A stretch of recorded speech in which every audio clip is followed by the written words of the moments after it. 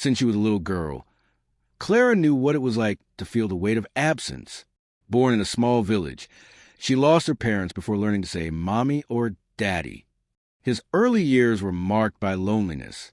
Without a home, she was placed in orphanages, one after the other, always with the hope that one day a new family would appear. But each time a door closed, the more the world seemed to move away from it. There was no one to call home, no one to tell, no one to love. With each new place, Clara became just another shadow among so many other orphan children. She did not have a surname that distinguished her, nor did she have the support of anyone who could give her a promising future. What she had, and perhaps the only asset she possessed, was her will to move on. Even though she was invisible to the world, something inside her never let her succumb to the sadness that surrounded her life. Where others saw the desolation, Claire saw an opportunity, a chance for something better, for a future where she was not just another one, but someone with a story to tell. She was always one step ahead of the others. While the other children often lost hope, Clara took refuge in something that no one could ever take away from her: knowledge. With donated books, she learned to read, write, and imagine a world where pain and loneliness were not the only companions. She devoured the books when the other children slept, curious, dreamy, determined to be more than what life seemed to destine for her. But what no one knew was that Clara was preparing for a silent battle, an internal struggle that would make her grow in a unique and powerful way. She didn't know yet what her path would be, but she knew that, deep in her heart, her strength would come from what no one could see. Her resilience, her ability to face life with courage, even when it seemed like she would never have a chance. In the midst of pain and abandonment, Clara found her strength. She stood out from the other orphans, not because she was physically different or because she had something that others didn't have, but because in her heart she kept a flame burning, a flame of hope, a flame that no one, not even the pain of loss, would be able to extinguish. Each new orphanage, each new city, seemed to be a chance for a fresh start for Clara, but still she felt the weight of loneliness. The people around him were just fleeting characters who passed quickly in his life. She had no one to share her pains or her joys. She was, to the world, an invisible girl. But despite this, it was far from insignificant. Inside, she knew she had something valuable, the desire not to be defeated. Clara remained firm in her mission to learn, to grow, to not allow the world to define her by the place where she was born or by the circumstances of her life. She knew that one day, life would give her an opportunity, and when that chance appeared, she would be prepared. What Clara didn't imagine was that, by taking a step toward what she dreamed of so much, she would end up finding herself in a place where it would be more difficult than she ever imagined. But at the same time, it would be there, in that new chapter, where the story would begin to change forever. This is the story of Clara, a girl who, even with nothing, managed to keep alive the hope of one day being more than what fate seemed to have in store for her. The story of someone who refused to be invisible, and when the opportunity arose, she wouldn't let it pass. She didn't know it, but she was about to face a new challenge, a new chance to change her life forever. And the question that remained was, how far would she go to conquer the future she dreamed of so much? The answer, no one knew, but Clara had something in mind. She would do whatever it took. Every like and sign up helped spread stories that deserve to be heard. So, if this content is making sense to you, support the channel with your like and subscription right now. At the age of 17, Clara finally found an opportunity that seemed to be the chance she had been waiting for. After years of wandering from orphanage to orphanage, she got a job as a cleaner in one of the largest mansions in the city. It was a house that, in the eyes of any ordinary person, looked like something out of a fairy tale. She came from a cramped room with gray walls and a hard bed that was her constant companion. But upon entering the mansion, his eyes were open to a completely different reality. The sheen of the marble floors, the softness of the silk curtains, and the grandeur of the stairs that stretched like a luxurious carpet beneath her feet made her feel like a piece out of place. Every corner of that house reflected wealth, power, and influence, and she, so simple and humble, seemed to be as far removed from that reality as possible. The mansion belonged to a family that, in addition to being powerful, was the most influential in the city. The the patriarch, a successful businessman and his wife, the imposing lady whom Clara soon came to know as her mistress, ran the city discreetly, but always with a touch of sophistication. To Clara, everything there seemed to be a distant dream, something she would never have imagined was part of her life. She, who had always learned to be content with little, now found herself having to deal with the excesses around her. She cleaned the floors that seemed to glow in the sunlight, tended the windows that reflected the clear, bluish sky. But inside, she still felt like this orphaned and lost girl. Each object, each painting, each piece of furniture seemed to scream the difference between her and the world of others.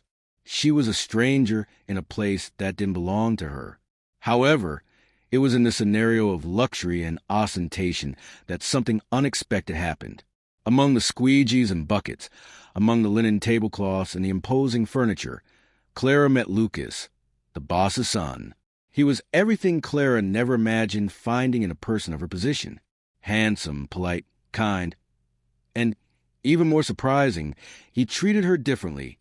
While the other people in the house saw her as a simple maid, he seemed to see something more, something she couldn't see in herself, but that he seemed to notice right away. He greeted her with a sincere smile, spoke to her in a respectful manner, and from time to time asked her if she was okay, if she needed anything. For Clara, it was new, strange, even a little uncomfortable. She was not used to kindness. She had always known that her place in the world was limited, and the smiles she received were almost always forced, as if society remembered her existence only because she occupied an invisible space, that of who she serves. Lucas was not like the other people in the mansion. He didn't see Clara just as a cleaning lady, but as someone with her own worth, as someone worthy of respect and even friendship. At first, Clara tried to ignore this new dynamic, moving as far away as possible from his advances, not knowing how to deal with such attention. After all, who was she to deserve this kind of treatment? She was just a girl with no family, no resources, no future.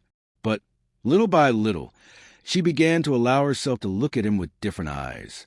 Lucas's friendship seemed to be genuine, and the way he took an interest in his life made her question her own feelings. It was as if, suddenly, the world she knew, with its limits and its rigid rules, opened up to something new and unexpected. He treated her as if she were his equal, and that aroused in her mixture of feelings.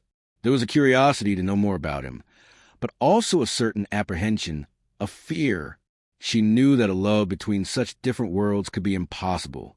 She was just a cleaning lady, the simple girl, while he was a boss's son, the handsome, rich young man who would probably never think of someone like her for anything more than a polite conversation or a gesture of momentary kindness.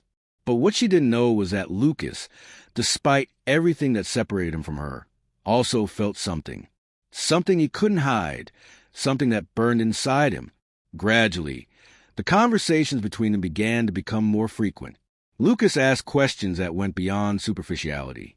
He wanted to know about her dreams, her desires, her childhood memories, everything that shaped Clara's life. And, over time, Clara opened up more, feeling a connection she never imagined possible. She didn't want to, but she saw herself falling in love with that young man, with that boy with an easy life, who had everything within his reach and who seemed to care about her so truly. For Clara, all that was a dilemma. What could she offer Lucas? She had so little, and what she feared most was that he would see her as just a passing figure, someone he might feel sorry for, but never really love. But as she looked at him, she saw something else. She saw that he, somehow, was falling in love too, not because of what she had, but because of what she was, a strong girl who did not give up easily, who did not let herself be beaten down by the adversities of life. She had no wealth, no status, but she had something that not everyone possessed: authenticity. She was real, and he seemed to see it in every word she said, in every simple gesture she made. This, for Clara, was more difficult to accept than anything else. The mansion, once for Clara a symbol of distance, now seemed to be the setting for a story she never thought she could live. The contrast between the worlds was great, but her heart seemed to say otherwise. Something was happening there, something that made her doubt all her certainties about life. She knew she was falling in love, but she didn't know what the future would hold. An orphan girl, cleaning marble floors, and suddenly finding a chance to live something that seemed impossible. But what Clara could not imagine was that, amidst those marble walls and silk curtains, she was about to experience a humiliation that would change her life forever. Something that would test everything she believed about love, destiny, and her place in the world. She just didn't know at that moment that the true test of her strength was about to begin. Clara wasn't sure when what started as a simple friendship became something more. Maybe it was a furtive look they exchanged as she vacuumed by, or the time he called her into a conversation that seemed unimportant but actually hid something else. At first, the encounters were small, almost imperceptible, moments that she tried to convince herself meant nothing.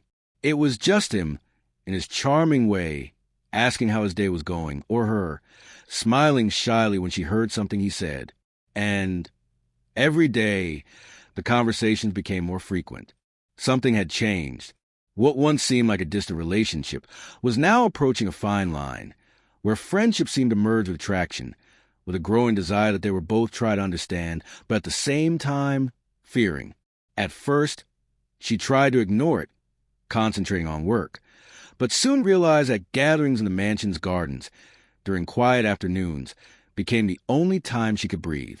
There, among the leafy trees and the stone paths that led to quiet places, she found a safe space, away from everyone's eyes, away from her own insecurity. Lucas appeared discreetly, with a smile that seemed to understand everything she felt. They talked about simple things, about books he loved and she still dreamed of reading, about what they did on their free days, or about the plans he had for the future. But behind every word, there was something else. Something that they both knew could not be said out loud, something that could not be recognized, because if it were, everything would change. And that something was what turned into a silent feeling, a passion that grew, but that no one could ever discover. They knew that it could not be seen through the eyes of the world. Clara felt this with painful clarity. She was nobody. She was just the cleaning lady, the girl with no last name and no status. He was the son of the owner of the mansion, someone with a mapped-out future, someone who could have whatever he wanted, whenever he wanted. They lived in completely different worlds, in different realities. But even so, the two saw each other. Clara didn't know what to do with the feelings that were beginning to surface inside her.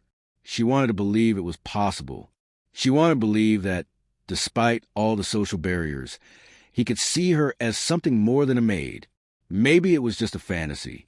But as she looked at him, as she heard the sincerity in his voice, she allowed herself to dream of a world where class difference was not an unbridgeable abyss. The feeling between them was something new, something they had never experienced before. For Lucas, Clara represented something he never imagined possible. A woman who didn't see him as a simple heir, someone who treated him with the respect he believed he deserved, but also with a frankness that touched him in a unique way. For Clara, Lucas was the opportunity for true love, something she would never dare to ask for herself. He saw her in a way she never imagined possible. She wasn't just a maid. She was someone he felt connected to, someone he could share thoughts and feelings with, without fear of being judged for his position in life. They talked, exchanged looks, and, little by little, it became something impossible to ignore. They knew that what they were doing was wrong, that his mother would never allow something like this, but the love that was beginning to blossom between the two of them was stronger than any rule imposed by society. But reality pulled them back hard. It was a secret passion, something that could not be exposed to the world. They knew that if it was discovered, everything would change. The house where Clara worked would become an unbearable place for her. She would lose what little she had achieved, and Lucas knew his mother would never accept it. The difference in social class, the abyss that separated the two realities, was something that could not be ignored. They were from such different worlds that the mere fact of getting involved seemed almost crazy. But even so, they saw each other. They sought each other hidden, as if the mere fact of being able to look at each other was a relief for their souls. Clara felt the weight of it every day. She didn't know what would become the two of them, but what tormented her most was the certainty that, if his mother knew, everything would end there. She was the secret he hid, the woman he loved on the sly, but the world could never know, and it made her feel inexplicable pain. She loved Lucas, and as much as she knew it was impossible love, something in her heart said it was more than just a fantasy. She wanted to believe that somewhere love could overcome everything, but she knew that, in practice, things were not like that, and the fear of being discovered hung constantly over her, like a dark cloud, ready to fall at any moment. It was a heavy secret, a secret that could not last forever. But while they still could, they met in the gardens, exchanging glances and words that meant more than any gesture. There, between the shadows of the trees and the soft sound of the leaves and the wind, they were just two human beings, with their flaws, with their insecurities, but also with their dreams. Clara felt alive in the moment she was with Lucas, and he also seemed to find something genuine in her, something that made him question everything he'd ever known about the world and the rules he had to follow. But what would happen if the boss found out? What would happen when the secret was finally revealed? Clara didn't have answers to these questions, but one thing she knew: nothing would be the same after that. Fate, as always, would put them to the test. And when that happened, no one could predict the next steps. It was an afternoon like so many others, but one that would become the most remarkable of his entire life. Clara was in the gardens, as always, waiting for Lucas, even though she didn't know what exactly she expected to find. Their secret became heavier with each encounter, more impossible to sustain. But at that moment, confidence seemed to be stronger than fear.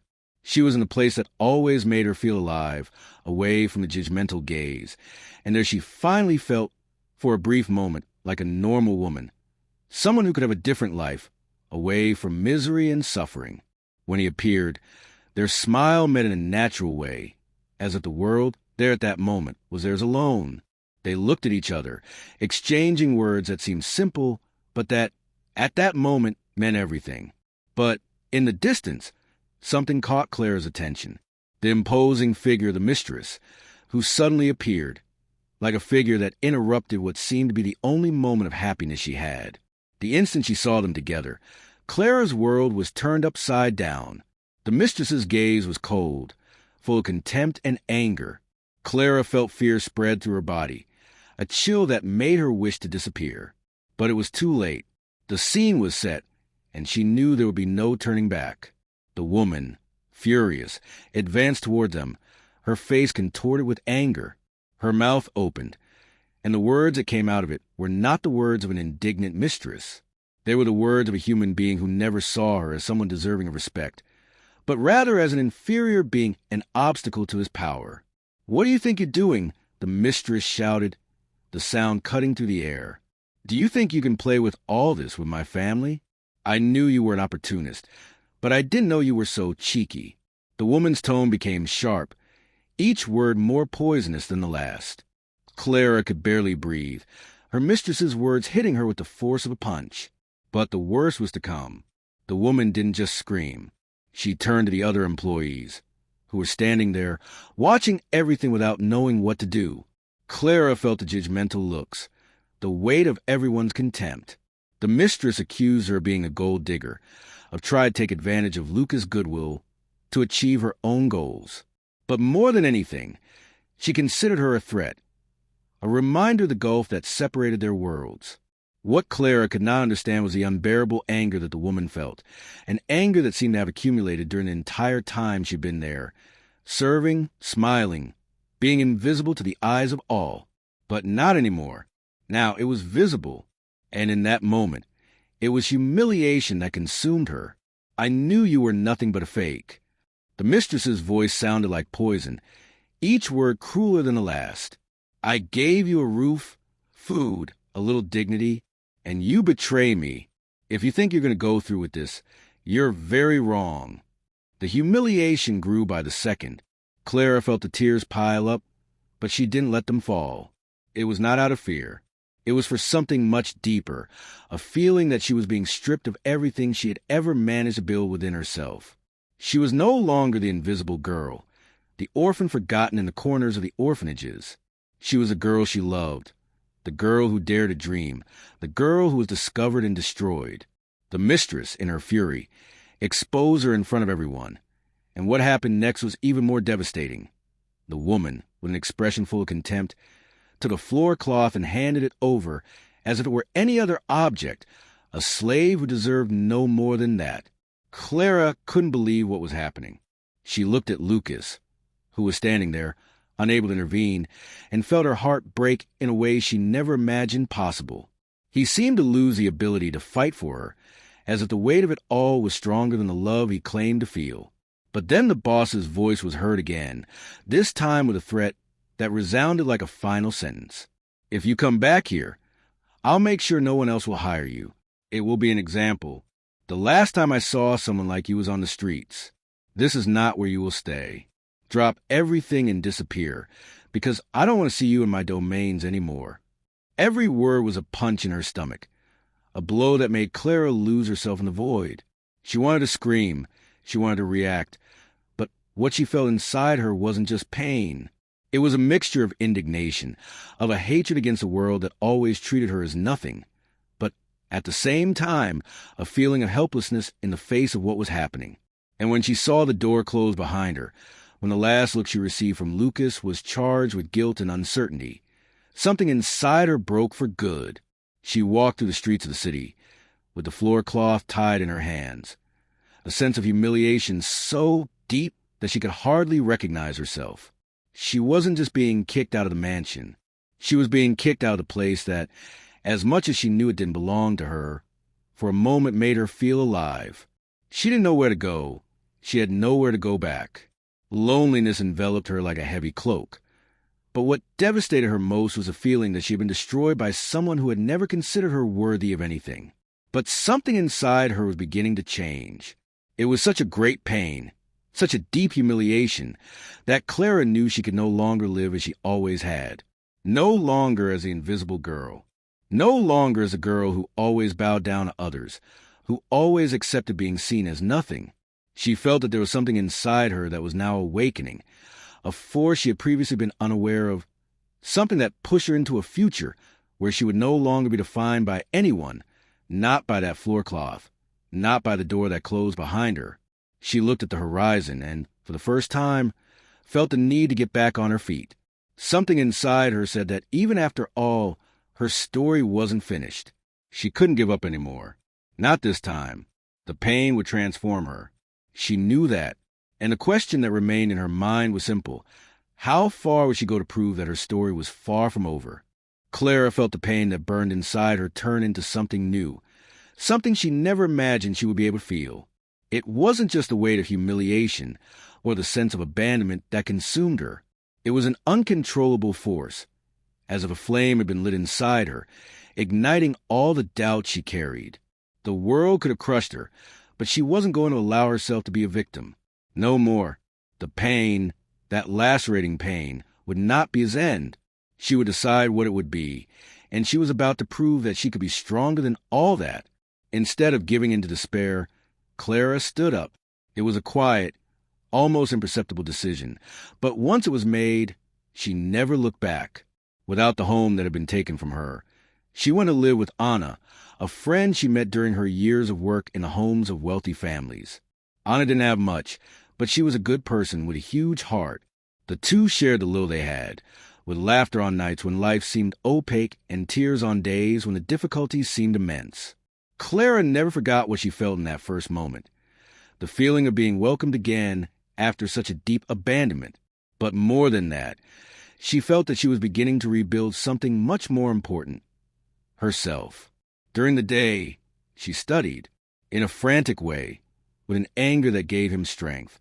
She studied with the intensity of someone who knew she had no other option. The pain, the contempt, the humiliation, everything turned into fuel. She was not seeking revenge, but justice. She didn't want to be more than anyone else, but she also didn't want to be less. She was willing to show with actions and not with words that the fact that someone had money did not make anyone more deserving of a brilliant destiny. The inequality that society imposed on her, with the brutality of her boss's words still echoing in her mind, became the fuel that fed each page of the book she devoured. At night, Clara worked as a waitress. The long hours in a restaurant where customers smiled as they looked at her with a certain disdain, as if she were just a shadow that served their whims, did not discourage her. On the contrary, They fueled the fire inside her even more. The look of someone who had everything and despised those who had nothing made her want more. She didn't see herself there forever.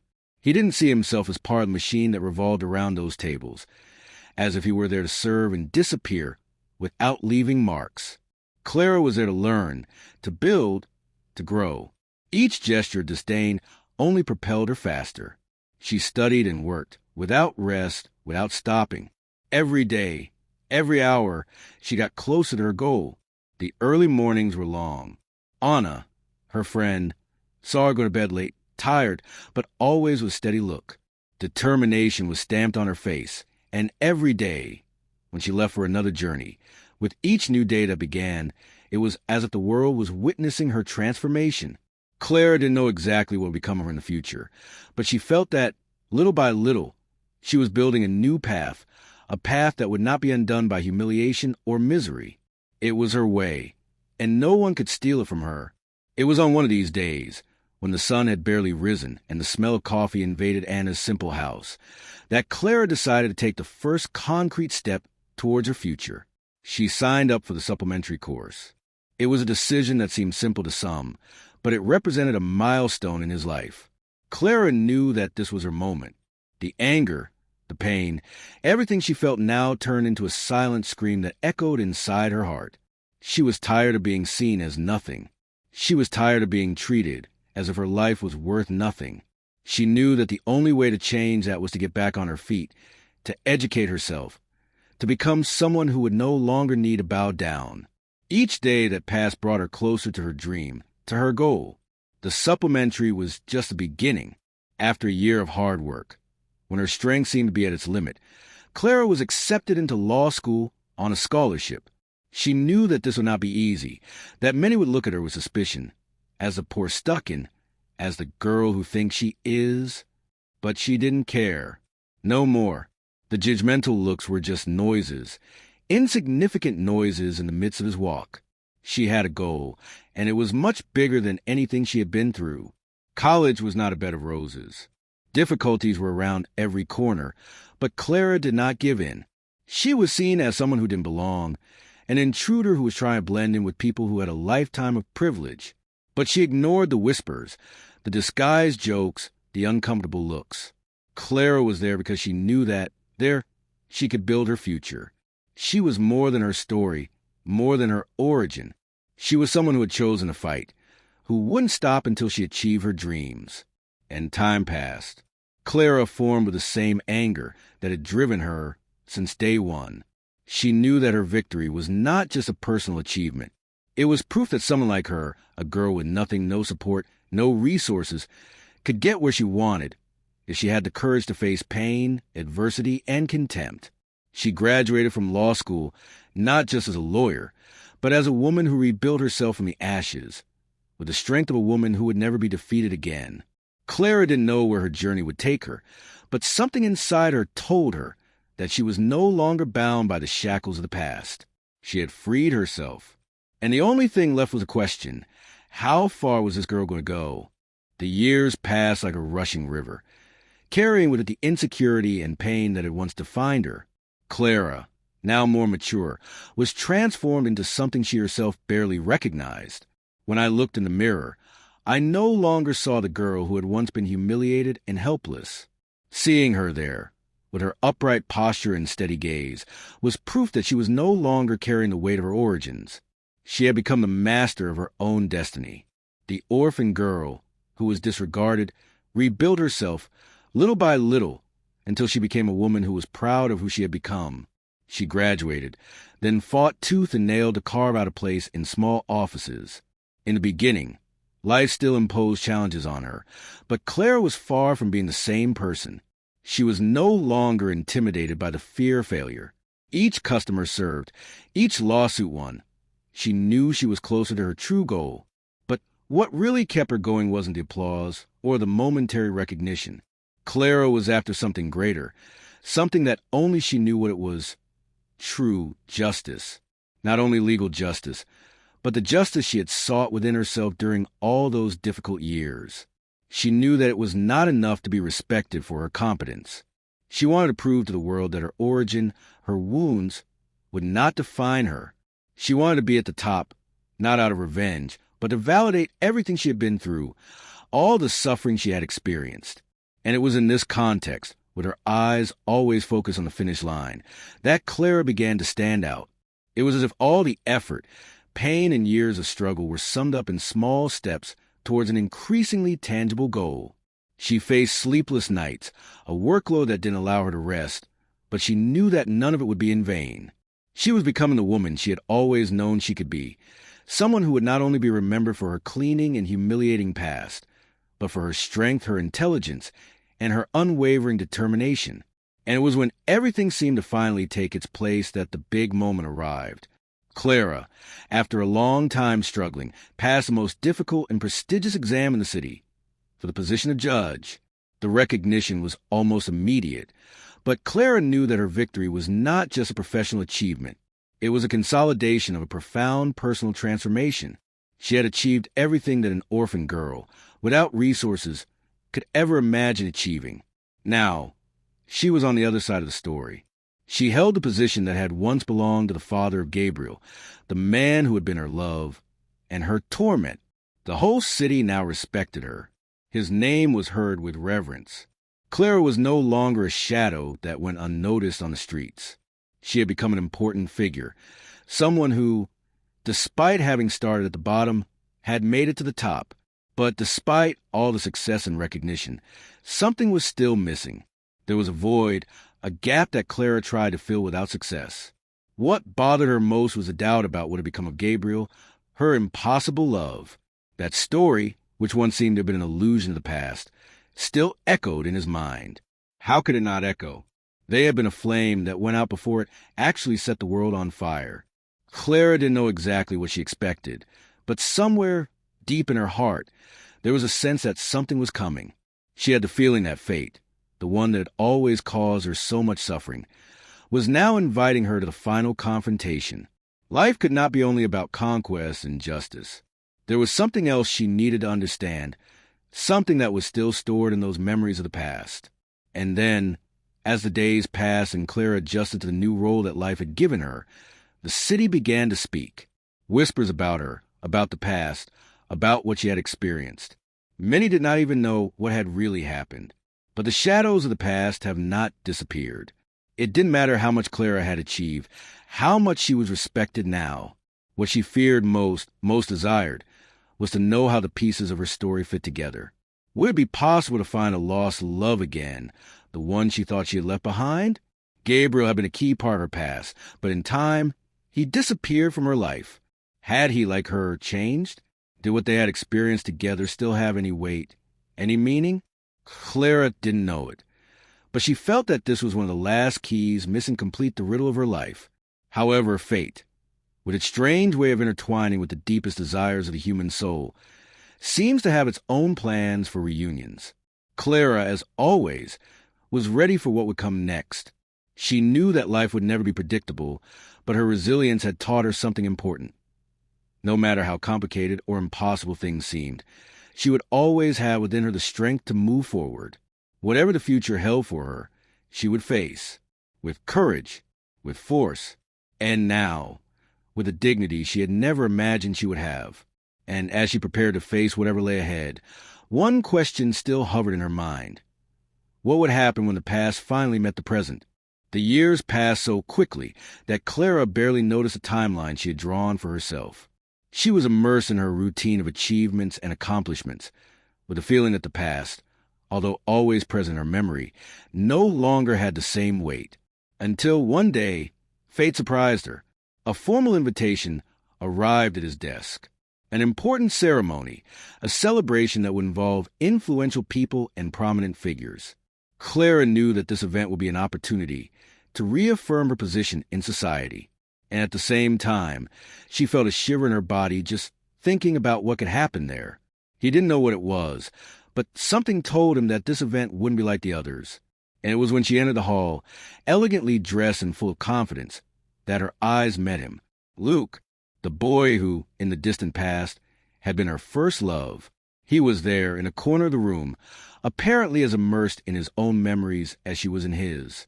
Time had changed a lot, But what Clara didn't expect was that he, there in front of her, would be able to bring out the same emotions, the same feelings that she believed she had buried.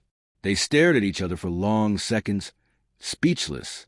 The silence between them was charged with something undefined, a weight that needed no words to be felt. Clara didn't know what to do. The last thing she wanted at that moment was to be transported back to that place of vulnerability, of pain, that she had already left behind. But here he was, with a lost look, as if he were waiting for a reaction, an answer. She could see that he was nervous, maybe even more so than she was. Lucas stepped forward hesitantly, and the words came out of his mouth with difficulty, as if he were pulling something heavy from his chest. "Clara, I tried to look for you. I wanted so much to talk to you, but my mother forbade me. She didn't want to have anything with you. She told me so many things. I never forgot you." His voice was choked, and Clara felt a twinge in her chest. She knew he was telling the truth. She remembered his mother's words, those threats that had pushed her away, leaving everything in the past in ruins. He looked at her, with a mixture of guilt and hope in his eyes. "I know I don't have the right, but I needed to tell you this. I never forgot you, Clara." What he didn't know, but she felt deeply, was that, at that moment, her heart was doing a contradictory dance. The old pain, which she thought she had overcome, rose like a shadow, almost as if time had not passed. The conversation that followed was loaded with contained emotion. Clara felt a mixture of anger and longing. How could he be there, in front of her, saying those words after so long? She wanted to scream. She wanted to question what had happened, the reason for all that. But instead, she kept silent. The silence that hovered between the two was dense. Lucas took another step forward, closer, and looked deep into her eyes. "Clara, tell me, do you still feel something for me? I know I can't wait long, but tell me, please, is there still any chance?" The question hung in the air, with no immediate answer. Clara didn't know what to say. Her heart was racing. The pain of an old love, an unfinished story, resurfacing with full force. But she knew it wasn't a simple answer. The words she didn't say were trapped inside her, like a storm waiting to be released. She pulled away slightly, taking a deep breath.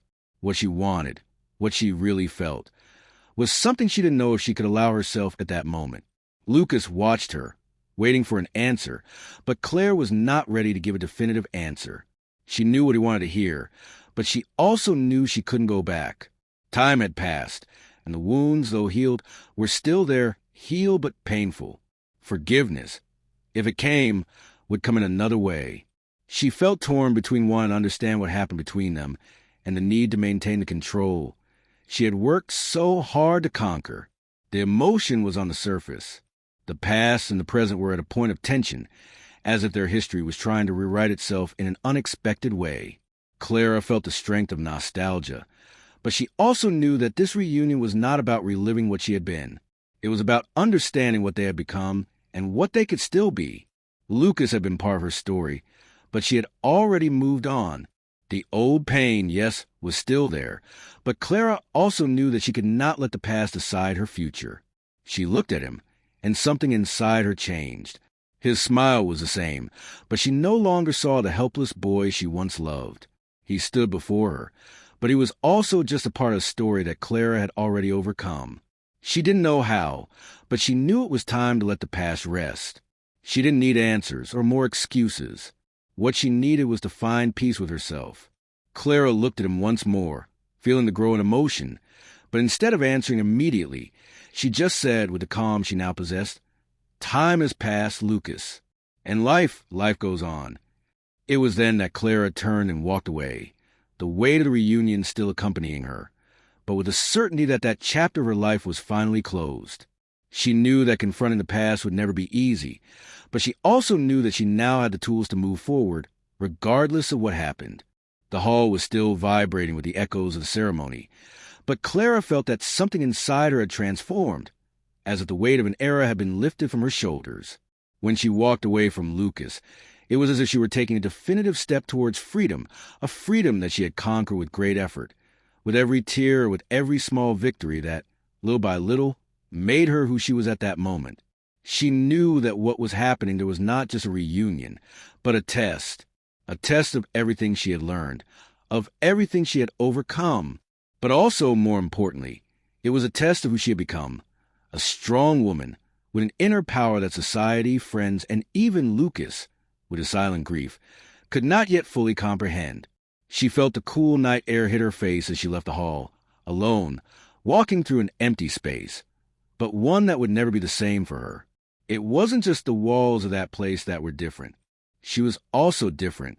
When she looked up at the sky, with its silent stars, Clara felt the presence of something greater, something that guided her, something that, for a long time, she sought in others.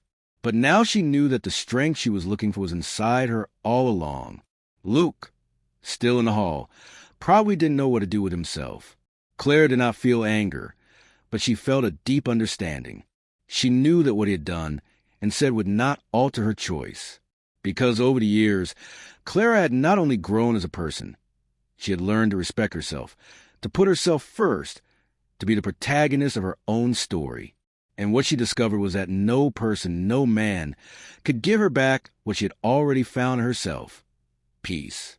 As she walked to the car, Clara felt a strange sensation, as if she were fulfilling a silent ritual of farewell, not only to Lucas, but to a part of herself that no longer existed.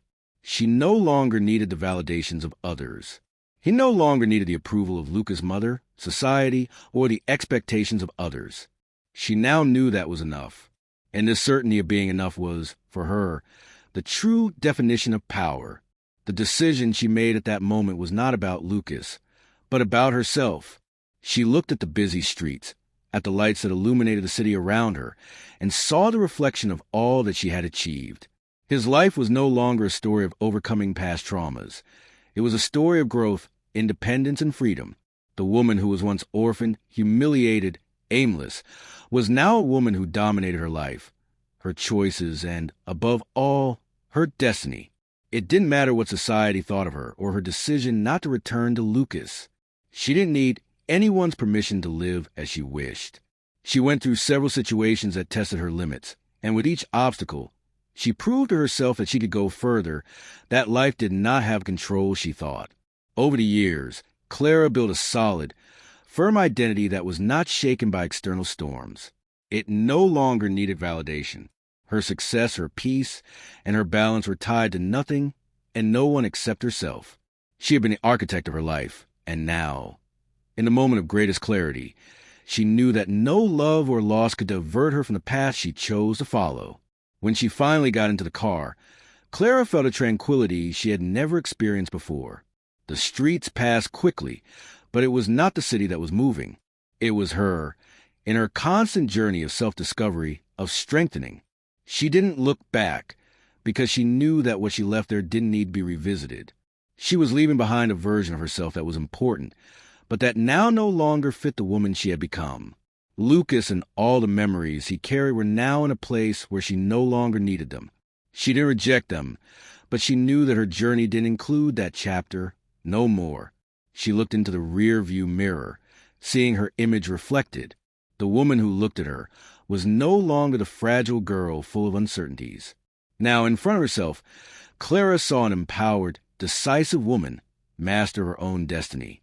She no longer needed Lucas's love or anyone else's love to feel whole. The love she needed to find was her own, the love she cultivated every day with her choices, with her actions, with her will to go beyond. She learned that to be happy, she didn't depend on anyone. She learned that true strength comes from within and not from a look or word spoken by anyone. Society could have its opinions about her life and her choices, but Clara knew that what she was doing was the most important thing, choosing to live according to her own truth. And as the streets of the city grew farther away, Clara realized something profound. She didn't need forgiveness to move on, nor an explanation to anyone. The only one who needed to understand her path was herself. And that's exactly what she had done. She had chosen to be the protagonist of her own story. She had chosen to be the woman who does not depend on anyone. With calm breathing and a serene heart, Clara drove home, ready for another chapter of her life. And as the car drove through the streets, she knew that, at the end of the day, The only thing that really matters is what she thinks and feels about herself. She had come to the most important conclusion of all. She was already complete. The city, which for so long had had its eyes fixed on the figures of traditional power, now began to look at Clara with new perspective. It wasn't just a respected judge she had become. It was something bigger, deeper. It was proof that no one, regardless of their background or the adversities they faced, was doomed to be limited by their past. Clara had become the symbol of a new era, an era where determination, strength, and self-knowledge carried more weight than any label imposed by society. The young orphans, who had once given up hope of having a future, now saw Clara as a reflection of what they could become. Girls who, like her, were born into difficult conditions and faced the disdainful gaze of the world, wrote letters saying that, for the first time, they believed they could be someone. The words were full of gratitude and admiration, and Clara, in her modesty, kept these letters as if they were medals of honor. They were not just words.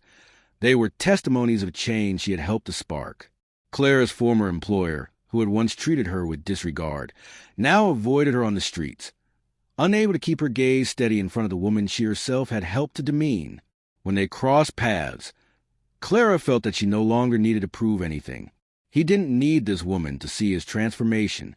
What mattered now was that she knew who she really was, and that her worth was not tied to how others saw her. She was aware of her legacy. The respect he had earned was not a passing reward, but a solid construction established with hard work and his own life story. The entire city came to see Clara not only as a competent judge, but as a heroine. It had become a symbol of justice, but not in the traditional sense of simply enforcing the laws. Clara represented something deeper. She was the embodiment of possibility, of change. It proved that, even in the most adverse conditions, one could write one's own history and break the chains of what society determined to be inevitable. With each step she took, the city recognized the impact of her journey and applauded her silently, as her presence did not go unnoticed. Her story, that of the orphaned and humiliated girl, had now become a local legend. People told about her, spoke of her trajectory with reverence, as if the simple fact of speaking her name was a tribute to the power of overcoming. Clara had become a living reference that, in the end, what really matters is what you do with the cards that life gives us. And more than that, it was proof that the place where you are born does not determine who you can be. But despite all this recognition, Clara did not let herself be carried away by vanity. She didn't feel bigger than anyone else. Her humility remained intact, and she knew that, in the end, her greatest goal was not to be celebrated, but to make a difference in people's lives. Each time he entered the courtroom, he did so with the same commitment and dedication as on the first day. She was not driven by fame or the desire to be admired. Her impulse came from the desire to build a fairer, more egalitarian world, where other girls like her could look ahead and see a possible path.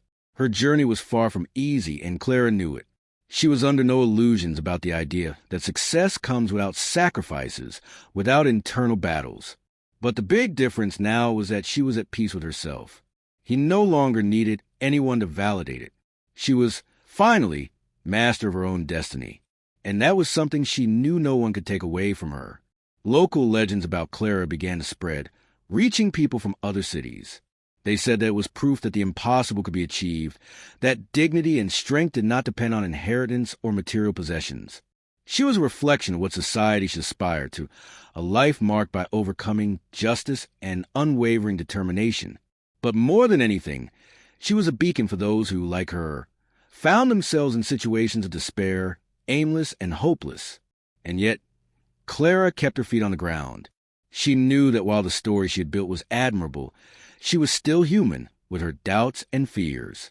But the biggest lesson she had learned along her journey was that true strength came from within, from the ability to believe in herself, to get up with each fall and to keep moving forward.